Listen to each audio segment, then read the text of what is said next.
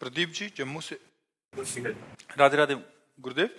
गुरुदेव भगवान, जब भी कभी मंदिरों में उत्सव होता है तो ज्यादातर बर्तन टेंट हाउस से आते हैं। उन बर्तनों में नॉन वेज भी बना होता है और वहीं बर्तनों में प्रसाद बन के भोग लगता है। ऐसे में प्रसाद अगर कोई वैसे दे तो मना वैसे करें, क्या करें? मतलब हम वृंदावन की बात कर रहे हैं, बाहर की तो बात हमें ज्यादा ज्ञान है नहीं। यहाँ सब पर्सनल होता है। जैसे राधा वल्लभ जी तो पर्सनल, चाहे लाखों लोगों का भोजन हो, पर्सनल वहां सब। वहां रसोई में किसी का पात्र भी प्रवेश नहीं करेगा।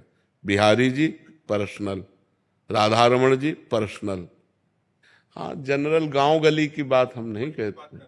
बाहर जो जैसे ये धाम या पुरियों से बाहर का जैसे माहौल है, अभी जम्मू में रह रहे हैं तो वहां तो टेंट हाउस से बर्तन आते हैं तो उसमें नॉन वेज भी बना नहीं होता है। नहीं नहीं नहीं, तो ऐसे में कोई प्रसाद दे? नहीं पाना चाहिए, नहीं पाना चाहिए। वो प्रसाद हुआ ही नहीं। अभक्ष भोजन का कहीं भगवान को भोग लगता है?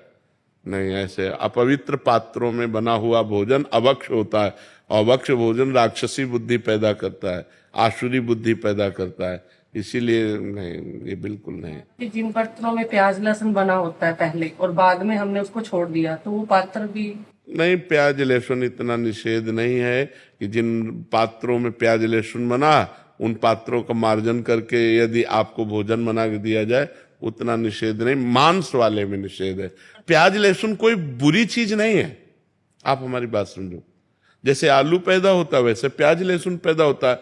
उसका परिणाम जो है, प्याज लहसुन परिणाम में हमारे अंदर तमोगुण पैदा करता है, बस इतनी बात है। और प्याज लहसुन ऐसा नहीं कि मांस जैसा निषेध हो।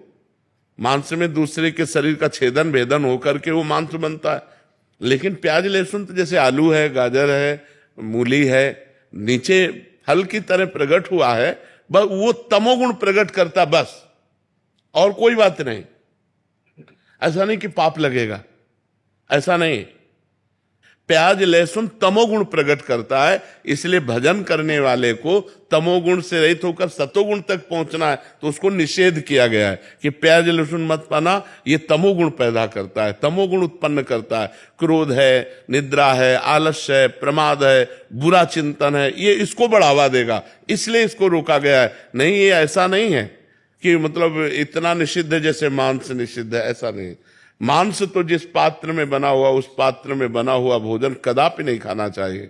लेकिन जैसे प्याज लहसुन मतलब और वो पात्र मार्जन करके हमें रोटी डाल दे तो पा लेना चाहिए, उसमें कोई नहीं। भगवान को भोग लगा सकते हैं। भगवान की जब भोग लगाने की बात आएगी तब उसे हटा देंगे। हम ये जनरल बोल रहे हैं, जैसे जनरल में लोग है ना, जनरल बोल। लेकिन जब भगवान की सेवा की बात आएगी तो हम उन पात्रों का प्रयोग ही क्यों करेंगे? हम तो पवित्र पात्रों का प्रयोग करके भगवान को भोग लगा के पाएंगे, भगवान का भोग नहीं लगा सकते।